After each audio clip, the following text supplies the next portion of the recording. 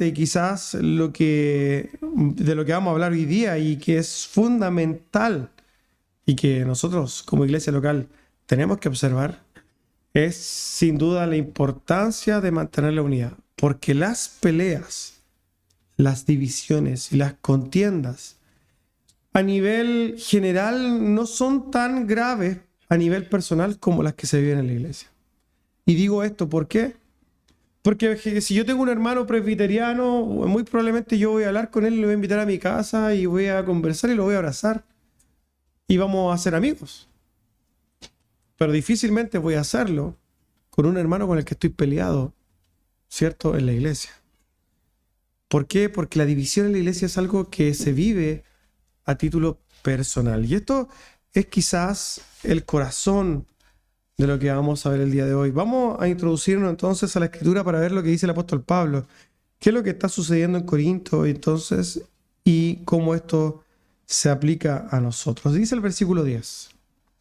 Os ruego, pues, hermanos, por el nombre de nuestro Señor Jesucristo, que habléis todos una misma cosa y que no haya entre vosotros divisiones, sino que estéis perfectamente unidos en una misma mente y en un mismo parecer. Nosotros ya sabemos, ¿cierto?, que estamos recién comenzando la carta a los Corintios. Esto recién está comenzando. Y debe llamarnos poderosamente la atención el hecho de que el apóstol Pablo comience inmediatamente a exhortar a los corintios en virtud de una cosa, haciéndoles una petición y por lo demás diciéndoles, les ruego. Esta palabra, ruego, ¿cierto?, implica un involucramiento, una petición que está hecha con pasión, con urgencia. Está rogando el apóstol Pablo a los corintios. ¿Qué está rogando el apóstol Pablo? ¿Qué le está pidiendo a los corintios con suma urgencia? Y que por lo demás, si nosotros vemos, está usando a Cristo mismo, ¿cierto? Os ruego por el nombre de nuestro Señor Jesucristo. O sea, la petición que está haciendo el apóstol Pablo es importante. Está haciendo una petición involucrando el nombre de Cristo. Está apelando el apóstol Pablo a que los hermanos, al escuchar esta petición, recuerden a Cristo. O sea, que finalmente este Jesucristo, que es nuestro Dios, debe ser alguien que influencia mucho. ¿Para qué? Para que yo tome una decisión. En este caso, yo como corintio, pensemos, debería tomar una decisión pensando en Jesús. ¿Cuál es la petición del apóstol Pablo? Por favor, estén unidos. Estén unidos. Esta es la petición del apóstol Pablo. Les ruego, por favor, corintios, que estén unidos. Ahora bien, ¿por qué es tan importante, hermanos, estar unidos? ¿Por qué es tan importante estar en una mente y en un mismo parecer? La misma Escritura nos dice a través del profeta Amós, ¿cierto? ¿Andarán dos juntos si no estuviesen de acuerdo? Detrás de esto hay una verdad. ¿Podemos nosotros estar unidos si es que no estamos de acuerdo? Llevar una vida de congregación, hermanos, de una congregación local, es difícil. Llevar una vida de iglesia, de comunión, de familia, porque nosotros somos una familia. Es difícil cuando nosotros nos acercamos, ¿cierto?, a ser parte de esta familia con diferentes formas de ver las cosas, diferentes microculturas, diferentes costumbres, mañas, ¿cierto? Nosotros venimos con diferentes caracteres a este lugar, diferentes temperamentos, diferentes personalidades. Y hermanos, que nosotros podamos unirnos en perfecta comunión y armonía no va a ser como usted piensa que debería ser. Generalmente uno llega a un lugar y quiere que todos se moldeen a uno, ¿cierto? Yo llego a un lugar y si yo soy una persona muy seria, yo quiero que todos sean serios. Y derechamente el hermano que es payaso me molesta. ¿Por qué? Porque yo soy serio. Ahora bien, el hermano payaso quiere que todos anden muertos de la risa y quiere que todos estén riéndose y se molesta con el hermano. Oye, el hermano es serio, ¿cierto? Porque nosotros tendemos a tratar de imponer nuestra forma de ver las cosas a los demás, ¿cierto? Ahora bien, no va a ser así. Nunca va a ser así. Y es por eso que el Señor en su sabiduría, porque aquí estamos hablando de la sabiduría de Dios al momento de entregarnos la Escritura y sus mandamientos. Porque el Señor es tan sabio, hermanos, que no solamente nos llama a congregarnos por el bien nuestro, porque estar aquí en la iglesia, congregándonos, teniendo comunión, es para nosotros un regalo de Dios. Pero el Señor no solamente nos llama a congregarnos, sino que Él mismo pone las leyes. Él pone los preceptos. Él dice cómo son las cosas. Y Él nos dice entonces, no es como usted quiera. La iglesia no va a ser como usted determine que sea. La iglesia va a ser y debe ser como yo, el Señor, mando a que sea. Efesios 4 dice así, en su versículo 13 al 16. Hasta que todos lleguemos a la unidad de la fe y del conocimiento del Hijo de Dios, a un varón perfecto, a la medida de la estatura de la plenitud de Cristo, para que ya no seamos niños fluctuantes, llevados por doquiera de todo viento de doctrina, por estratagema de hombres, que para engañar emplean con astucia las artimañas del error, sino que, ojo, siguiendo la verdad en amor, crezcamos en todo, en aquel que es la cabeza, esto es Cristo, de quien todo el cuerpo, bien concertado y unido entre sí por todas las coyunturas, que se ayudan mutuamente según la actividad propia de cada miembro, recibe su crecimiento para ir edificándose en amor. Nosotros sabemos, ¿cierto?, por Corintios, pocas cosas. En general el cristiano sabe poco de Corintios. Bueno, en general el cristiano sabe poco de Biblia, ¿cierto?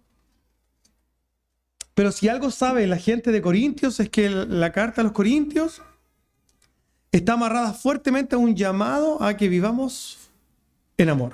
De ahí viene, ¿cierto? 1 Corintios 13, esta descripción del amor, ¿cierto? Y el Señor norma a la iglesia para que ella crezca en amor, para que se una en amor. En otras palabras, el motivo, el fundamento, el sostén para que una iglesia crezca en unidad es el amor.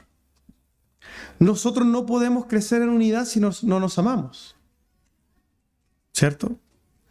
Y amar, como dice el Señor, ¿cierto? Con amor ágape, no con el amor que el mundo dice que es amor. Nosotros ya quizás hemos masticado esto. El amor al cual somos llamados no es el amor del mundo, no es un amor sentimental, ¿cierto? No es un amor que de alguna manera se manifiesta en virtud de los que a mí me caen bien. Y yo amo al que me cae bien de la iglesia. No es así.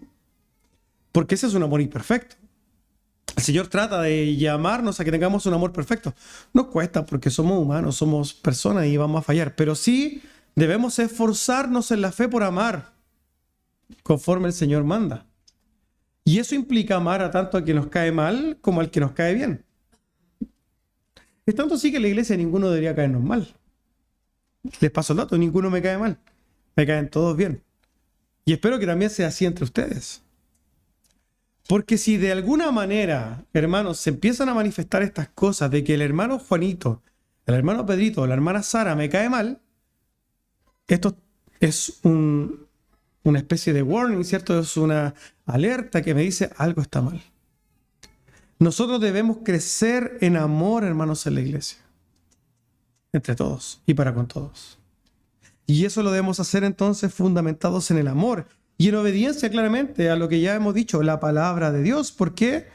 Porque el llamado al amor está aquí, en la Escritura.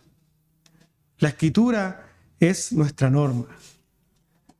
Y por lo demás, la Escritura nos muestra también el ejemplo. ¿Cierto? Nosotros todos vemos como muy románticamente el libro de los Hechos, ¿cierto? En Hechos 2 dice que todos los días se reunían en el templo los hermanos y partían el pan en las casas. O sea, había una comunión profunda y comían juntos con alegría y con sencillez de corazón. ¿Qué nos muestra eso? Que hay una iglesia, ¿cierto?, que está así.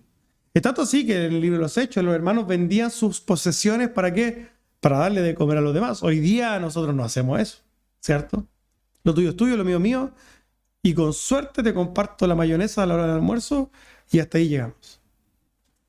Nos falta mucho por morir a nosotros mismos y por entregar a los demás. Alguien podría apelar y decir, no, pero es que, pastor, son cosas diferentes, son tiempos diferentes. Está bien, lo acepto. Pero sin duda, hay algo que nosotros tenemos que crecer en esto. Y es amar más. Porque independiente de que estemos en otros tiempos, el ejemplo es el mismo. Y si nosotros tenemos algo que podemos desligarnos para bendecir a la iglesia, ¿por qué no? Maravilloso sería que lleguemos a tal nivel, ¿cierto?, de entendimiento y de amor a la iglesia que podamos desprendernos de nuestras cosas para entregarnos a los demás. Ahora, puede ser que no tenga una casa que vender para entregarla a la iglesia, pero puede compartir su espacio, su tiempo, invitar a su hermano a tomar once. Eso es compartir también. Y no pedirle que pague, ¿cierto?, la mitad de la cuenta, porque invítelo usted de corazón, ¿cierto? Ahora, si se ponen de acuerdo, bien, pero en general invite, comparta, de lo suyo. Porque detrás de esto hay algo, y es que una persona que quiere compartir es porque está preocupada, porque está pensando en los demás. Si un hermano usted lo invita a tomarnos a su casa, vaya. Porque lo que pasó detrás de eso es que el hermano ha pensado en usted, lo ha considerado y ha decidido compartir parte de sí, de su tiempo, de su intimidad con usted. Vaya. Y no se invite solo, ¿cierto? Eso está mal. Ahora bien, el apóstol Pablo, ¿cierto?, apelando a esto, dice que no haya, y apela también entonces, un llamado a la unidad, pero también nos dice, por favor, que no haya entre vosotros divisiones, sino que estén perfectamente unidos en una mente y en un mismo parecer. Y esto es algo que quizás el apóstol Pablo va a ir desarrollando también en esta carta, es como el corazón de esta carta. 1 Corintios 10, ¿cierto? Dice, siendo un solo el pan, nosotros con ser muchos somos un cuerpo. Pues todos participamos de aquel mismo pan. En el capítulo 12 dice, porque así como el cuerpo es uno y tiene muchos miembros, pero todos los miembros son del cuerpo, siendo muchos, son un cuerpo, así también Cristo y así también obviamente la iglesia. Pero esto no es un llamado que el apóstol Pablo hace solamente a la iglesia en Corintio. Ya habíamos hablado de Efesios, donde el apóstol Pablo llama a estar solícitos en guardar la unidad del espíritu en el vínculo de la paz, un cuerpo y un espíritu, como fuisteis también llamados en una misma esperanza de vuestra vocación. A los filipenses les dice, por tanto, si hay alguna consolación en Cristo, si algún consuelo de amor, si alguna comunión del espíritu, si algún afecto entrañable, si alguna misericordia, completad mi gozo sintiendo lo mismo, teniendo el mismo amor, unánimes, sintiendo una misma cosa. A los romanos le dice, gozaos con los que se gozan, llorad con los que lloran, unánimes entre vosotros, no altivos, sino asociándonos con los humildes. No seáis sabios en vuestra propia opinión. El llamado, hermanos, en todas las escrituras del apóstol Pablo es, estén unidos, no se dividan, no haya entre vosotros divisiones. El apóstol sigue escribiendo en su versículo 11 y 12. Porque he sido informado acerca de vosotros, hermanos míos, por los de Cloé, que hay entre vosotros contiendas. Quiero decir que cada uno de vosotros dice, yo soy de Pablo, y yo de Apolos, y yo de Cefas, y yo de Cristo. El apóstol ha sido informado, ha llegado a él información de la iglesia de Corintios. Recordemos que el apóstol Pablo está en Corintios, conoce, siembra la iglesia y él se va. Y le llegan a él informaciones. Y él hace entonces alusión a que a él le ha llegado información.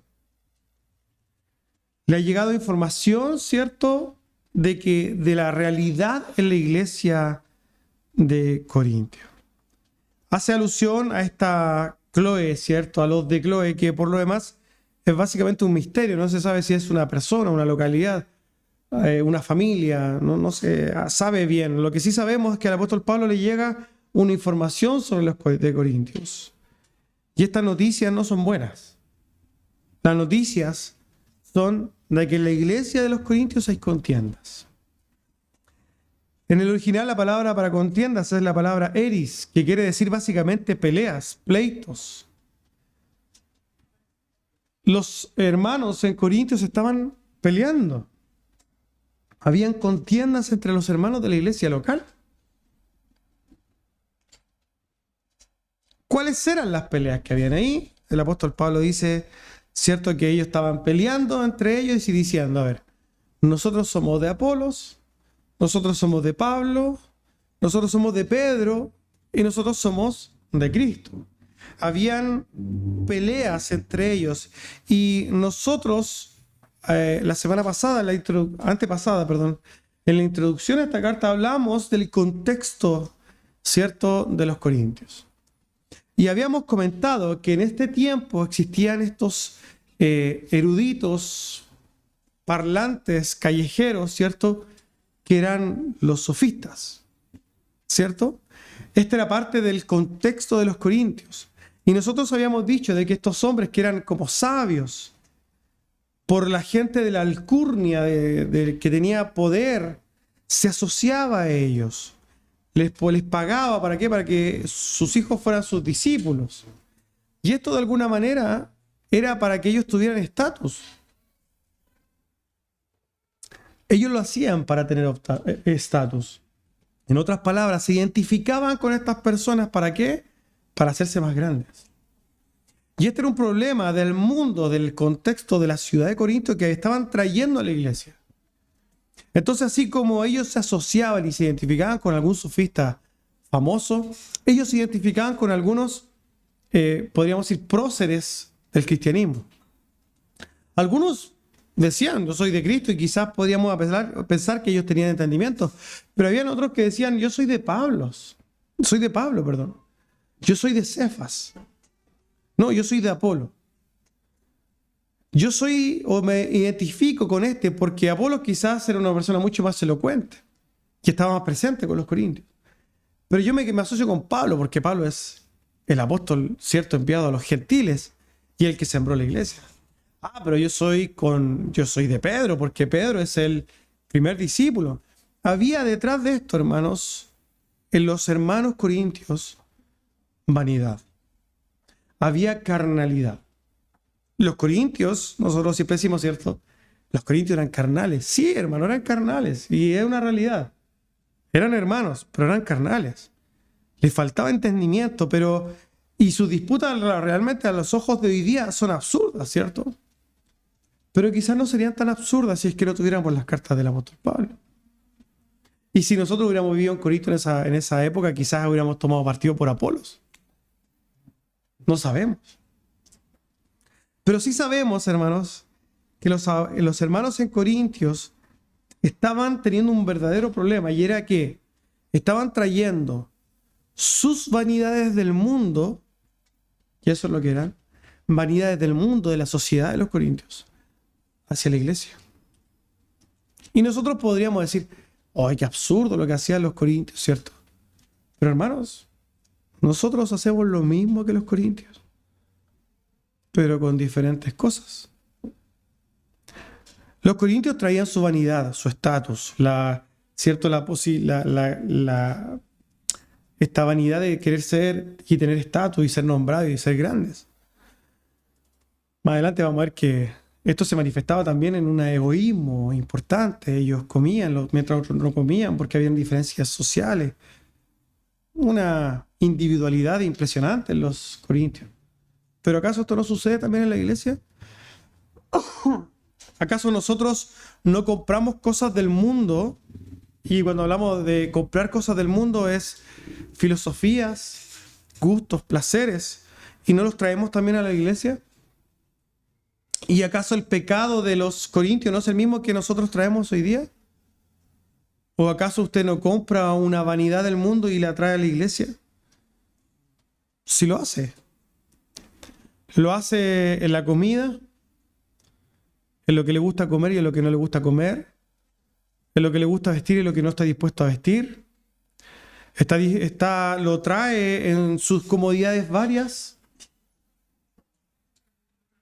O sea, hay hermanos que si no vienen en su auto no pueden venir a la iglesia. no se pueden congregar ni morir a sí mismos. ¿Por qué? Porque están acostumbrados a ciertas cosas que se identifican generalmente con comodidades y placeres.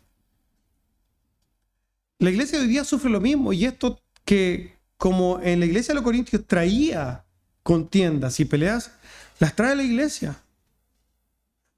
¿O acaso nosotros mismos no hemos tenido contiendas o discusiones o disensiones por trivialidades? Sí. No es que a mí me gusta azul, es que a mí me gusta rojo. Es que a mí me gusta amarillo y a mí me gusta verde. Es que a mí me gusta aquí, pero a mí me gusta allá. Es que a mí me gusta comer antes porque yo no puedo comer después. Es que mi hijo no puede comer ahora porque tiene que comer, tenía que haber comido hace 10 minutos.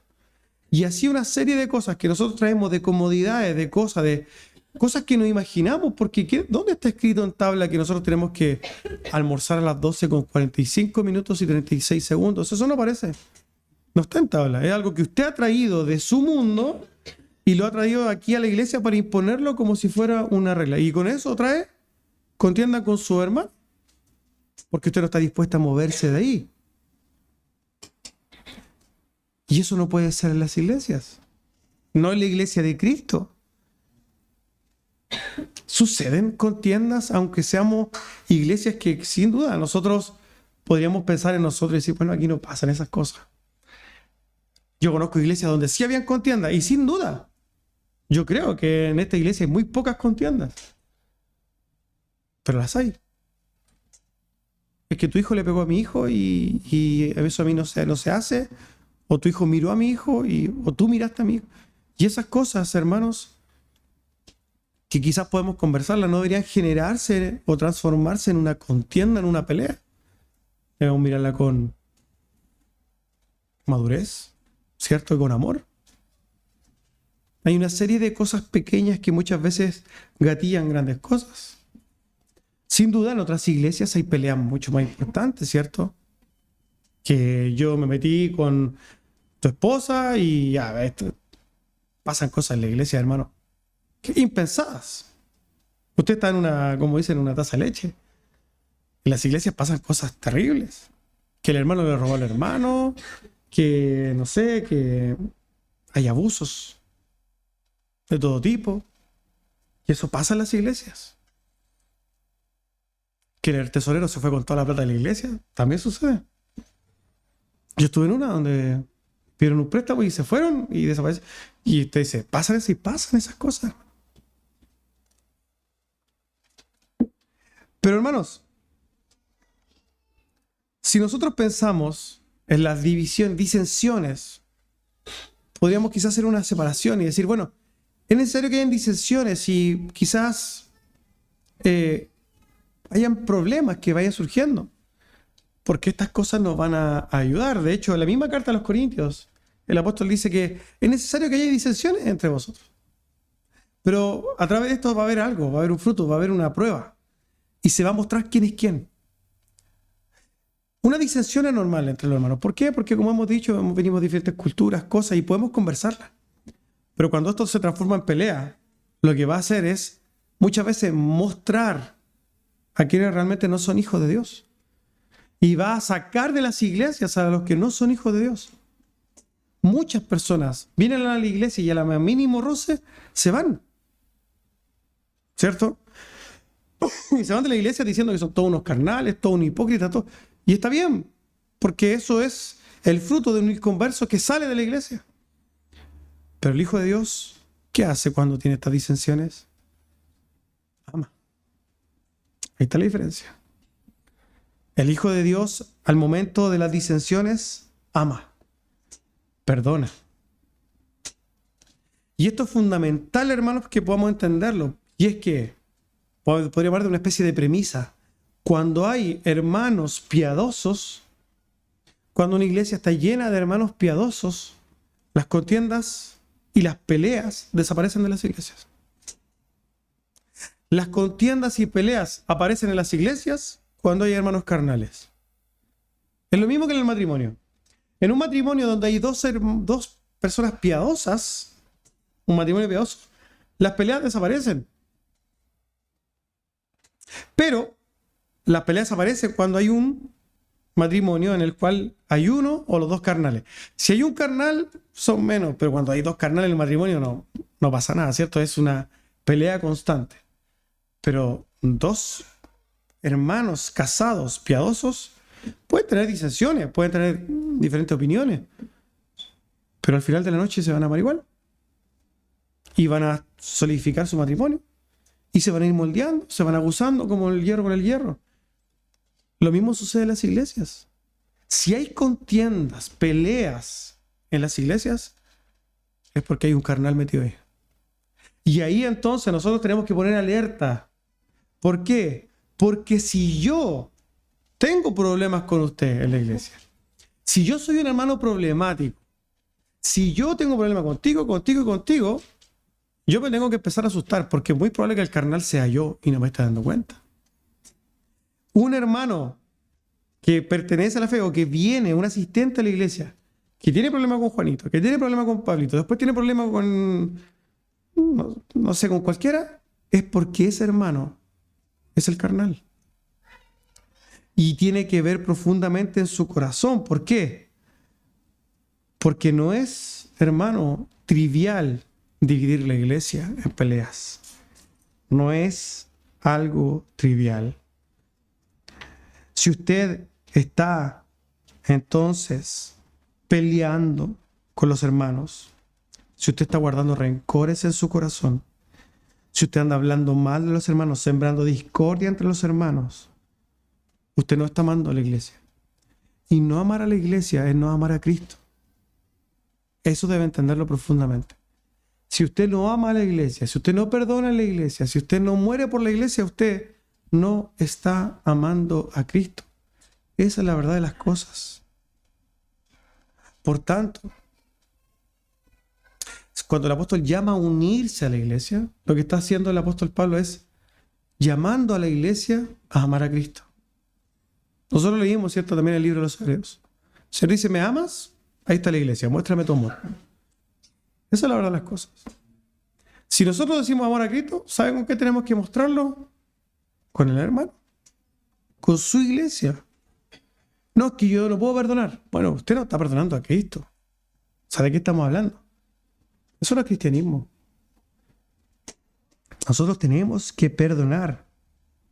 Dividir a la iglesia es dividir a Cristo. Porque Cristo está en la iglesia y Cristo está unido en uno. Si usted divide a la iglesia, usted está dividiendo a Cristo. Entonces no es trivial, es algo fuerte. No queramos dividir a la iglesia de Cristo. El apóstol Pablo sigue diciendo respecto a esto mismo. ¿Acaso está dividido Cristo? ¿Fue crucificado Pablo por vosotros? ¿Fuiste bautizado en el nombre de Pablo? Pero la pregunta de fondo es, ¿está dividido Cristo? Cristo está como separado, ¿cierto? Si nosotros dividimos a la iglesia, estamos dividiendo a Cristo. Si usted se pelea con un hermano, está dividiendo a Cristo. O es como dividir a Cristo, ¿cierto? Cristo no está dividido, hermanos. Hay un pasaje hermoso que nosotros hemos leído, en Juan capítulo 17, dice Jesucristo orando por la iglesia. Miren lo que está diciendo Jesucristo orando por la iglesia. Mas no ruega solamente por estos, por los primeros, por los apóstoles, por la primera generación, sino también por los que han de creer en mí por la palabra de ellos, por toda la iglesia. En otras palabras, también está hablando Jesucristo por nosotros ahí. ¿Y está hablando para qué? Para que todos sean uno. Como tú, oh Padre, en mí y yo en ti, que también ellos sean uno en nosotros. ¿Se da cuenta de lo hermoso, de lo precioso que hay detrás de esta oración? Es Jesucristo mismo el que está orando para que la iglesia esté unida. Para que nosotros estemos unidos. En otras palabras, hermanos, si yo estoy atentando contra la unidad de la iglesia, estoy atentando contra no solamente Cristo y su oración, su obra. Estoy atentando contra el sentido quizás místico más hermoso que hay dentro de la iglesia, y es que estamos unidos. Y no solamente unidos entre nosotros, sino que unidos en Cristo. y unidos en Cristo para con el Padre. Estamos unidos con Dios. Es impresionante esta verdad tan profunda, pero que nosotros muchas veces la olvidamos y llevados por nuestros deseos carnales, por nuestras tonteras, realmente por nuestro orgullo, sin darnos cuenta, dividimos a la iglesia. Ojo con sembrar discordia, hermanos, entre los hermanos. Porque todos estamos unidos en Cristo. Romanos 12 dice así, porque de la manera que en un cuerpo tenemos muchos miembros, pero no todos los miembros tienen la misma función, así nosotros, siendo muchos, somos un cuerpo en Cristo y todos miembros los unos de los otros. Esta es una verdad, hermano, que está en toda la Biblia. La iglesia en sí es una y nosotros estamos en Cristo unidos. En otras palabras, el vínculo que nos une es Cristo. Y si nosotros estamos dispuestos a pelearnos y a dividirnos con un hermano, estamos entonces pisoteando a Cristo. Tengan mucho cuidado porque no es trivial. Por eso el carácter urgente del apóstol Pablo. El apóstol Pablo está rogando a los hermanos que entiendan. Está diciendo, únanse. En el nombre de Cristo se los pido como el mediador, el rey, el Señor. Y quien nos une, por favor, únanse. El apóstol Pablo se deshace, él dice, se desprende. ¿Acaso alguien se bautizó en mí? ¿Yo morí por ustedes? Yo me bauticé. El apóstol Pablo lo que está haciendo es hacerse chiquitito, ¿cierto? Dando paso para que realmente la gloria de Cristo sea la que se manifieste en la iglesia. No es Él el fundamento de la unión en la iglesia. Tampoco en esta iglesia soy yo el fundamento de su unión. Es Cristo. Cristo es el fundamento de la iglesia. El apóstol Pablo dice, y empieza a descartarse. En versículo 14, doy gracias a Dios de que ninguno de vosotros se ha bautizado, sino a Crispo y a Gayo. Ya sabemos entonces que bautizó a dos. Para que ninguno diga que fuiste bautizado en mi nombre. En otras palabras, está diciendo, yo la verdad que ni siquiera he bautizado. ¿Por qué me están usando a mí para levantarme? Yo no figuro ahí y no debería figurar tampoco. También bauticé a la familia de Estefanas, como que se acordó de los demás. No sé si bautizó a algún otro. ¿Por qué? Porque en sí el apóstol no estaba, él dice más adelante, y esto lo vamos a ver la próxima semana, no estaba llamado a bautizar, sino que a predicar. Pero el punto de esto es que el apóstol Pablo se está despojando de cualquier principio o cualquier ápice de liderazgo o de que alguno de los hermanos lo nombre para tomarlo a él como ejemplo o como bandera de la única bandera, el único estandarte que nosotros podemos tener, el único fundamento, el motor, el centro de nuestra comunión es Cristo. Cristo y nada más que Cristo. Si yo lo perdono a usted, lo perdono por Cristo. Ah, es que me dolió. No importa si le dolió. Nadie le está preguntando si le dolió. Le está diciendo, usted tiene que mirar a Cristo. Porque Cristo sufrió mucho más. Y por lo demás le perdonó mucho más de lo que nosotros podríamos siquiera imaginar que podríamos sufrir. Por tanto, hermanos, si nosotros tenemos cosas que nos compliquen, porque muchas veces nos van a molestar cosas, sin duda. Cosas que quizás nos desencajan. Si es por amor a la iglesia, muera usted mismo. Pero mirando a Cristo. Si hay algo que a mí me descompone, trágueselo. Llévelo a la rodilla, ore por último. Pídale auxilio al Señor, pero no divida la iglesia de Cristo. Ojo con sus palabras. Ojo con sus formas. Porque muchas veces nosotros a través, no solamente de las palabras herimos, sino que también de las formas. Ojo cómo hablamos. A modo de conclusión, hermanos, para ir cerrando este sermón. Hermanos, nosotros tenemos un regalo, un don de Dios, una gracia divina. Algo que difícilmente podemos entender con nuestros sentidos y nuestra mente totalmente limitada. Este regalo es una unión mística con Cristo. Una unión mística con Cristo y con nosotros mismos y entre nosotros. El Espíritu Santo que mora en nosotros y que nos acompaña día a día es el mismo Espíritu de Dios. Es Cristo, hermanos, en nosotros. ¿Cómo explicarlo? ¿Cómo entenderlo? Nadie sabe. Pero, hermanos, en nuestras manos está el manifestar esta unidad, vivirla, disfrutarla, porque estar en armonía y en comunión es un gozo.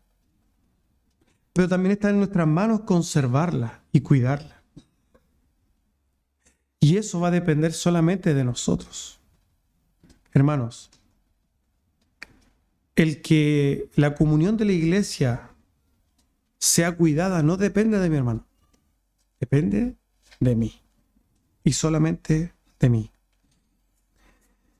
Y esto, hermanos, cuidar la comunión de la iglesia va a requerir que en muchas ocasiones tengamos que callar, morir a nuestros gustos, morir a nuestros anhelos y a nuestros deseos, a nuestros sentimientos, a nuestras pulsiones, y todo por el bien y el progreso y el bienestar de algo que tiene mucho más valor, hermanos, que nuestra comodidad y nuestro orgullo.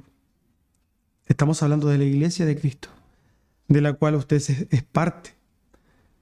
Una iglesia compuesta por una enorme cantidad de hermanos que han sido lavados, perdonados, apartados, santificados y glorificados por nuestro Señor Jesucristo por medio de la muerte, de su muerte en la cruz. No sucumbamos, hermanos, a nuestra maldad pisoteando el sacrificio de Cristo, motivados por nuestros perversos y orgullosos corazones. En vez de esto, hermanos, les ruego, y quizás quiero hacer énfasis en la forma en que el apóstol Pablo usa, les ruego, realmente les ruego de corazón, hermanos, que nos unamos, que nos amemos. Les ruego que nos perdonemos. Les ruego, hermano, por favor, que muramos. Les ruego que nos soportemos. Pero que todo esto lo hagamos, hermanos, mirando la cruz y para la gloria de Dios. Quiero terminar esto con un Salmo 133 que dice: He aquí cuán bueno y cuán agradable es que los hermanos habiten juntos en armonía. Amén. Vamos a orar.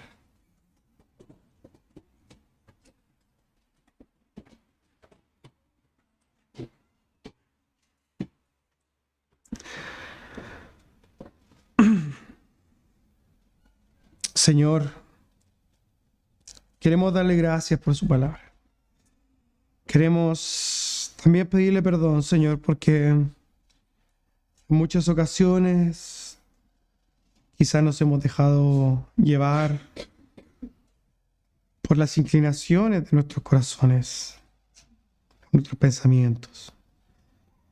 Y no hemos, Señor, meditado, ni contemplado, ni considerado, Señor, lo que implica dividir y pelear, hacer contienda en la iglesia de Cristo. Le rogamos, Señor, nos perdone y ponga en nosotros un espíritu, Señor, perdonador. Ponga en nosotros el amor que usted nos ha dado a nosotros y que podamos reproducirlo a nuestros hermanos. Ponga en nosotros, Señor, este sentir de poder humillarnos, Señor, cada día. Morir, Señor, a nuestras pretensiones para que realmente la iglesia de Cristo sea fortalecida.